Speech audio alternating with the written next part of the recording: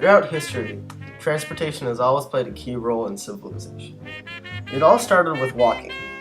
From there, we began to use animal power, like the horse-drawn carriage. The bicycle was a breakthrough because it was the first vehicle that transferred pure human energy into movement. The bicycle is the oldest and most efficient vehicle to ever use human power. According to Richard Ballantyne, the experience you get with a bicycle is truly special. Moving your legs steadily and evenly, you create and experience both rhythm and pace. When you bite hard into the pedals, the power and speed you create are totally yours.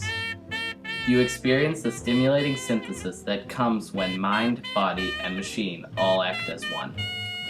Today, the innovation of the bicycle remains one of the greatest breakthroughs in transportation. It is the fastest way to get around without harming the earth. The bicycle has been used for a very long time, centuries before the car, and has greatly evolved to get where it is now. Archaeological discoveries reveal that bicycles may have been around as early as the ancient Greeks and Egyptians. Even one of Leonardo da Vinci's sketches from 1490 shows what appears to be a bicycle complete with a chain drive to the rear wheel and handlebars, although some think the drawing is fake. In 1817, Baron von Drais added steering to a previous invention that was essentially a piece of wood with wheels. His addition set the course for the modern bicycle to be created. Because of steering, people were for the first time ever able to balance on two wheels. The bicycle completely changed once again when the pedal was invented. In 1861, Pierre Michaud created the very first velocipede, when he attached cranks to the front wheel of a hobby horse, the same way a modern tricycle is set up. This changed riding. For the first time ever, the riders were able to be completely balanced over the machine, propel themselves without ever needing to touch the ground. By the mid-19th century, cycling had become a part of everyday life. Naturally, people began to race. The first official velocipede race was held in 1869 in Parc de Saint-Cloud, Paris. The winner was James Moore of England. Soon after that, the first Tour de France was held in 1903 when the editor of a bike racing journal, the Auto, was held in France to support his paper. The Tour de France is now held annually and has become the most famous bike race in the world.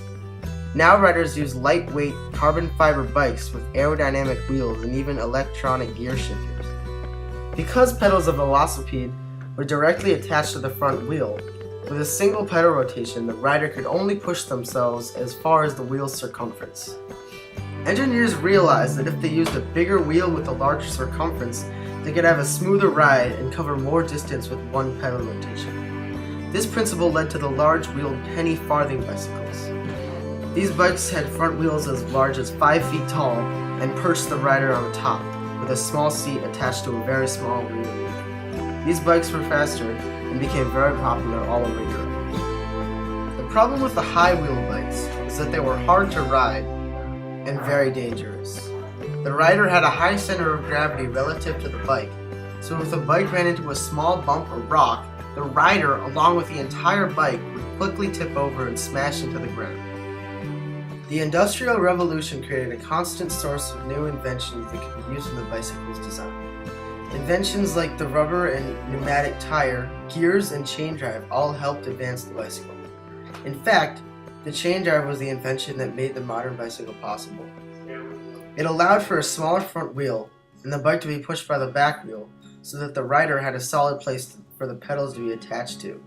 This allowed the rider to push harder and even stand up while pedaling, with the same if not better speed than the penny farthing bicycle. This advanced bicycle is the same as the one we use today. In countries all over the world, people use bicycles for everything from getting around town to competitive sport. The developing world has embraced the bicycle because it's a fun-to-ride, inexpensive innovation. In fact, it is often more common than the car in many developing countries. The bicycle has truly changed the way humans travel, and given people an efficient, fun, and earth-healthy way to travel. As the world develops and new machines use up the world's resources, it's important now more than ever to take care of our planet. Using the bicycle is one of the best ways to do so. Throughout history, the bicycle created a complete revolution all over the world. Today, the bicycle gives us a different opportunity to help the environment and get some great exercise. It's the time of your lives. It's the time of your lives.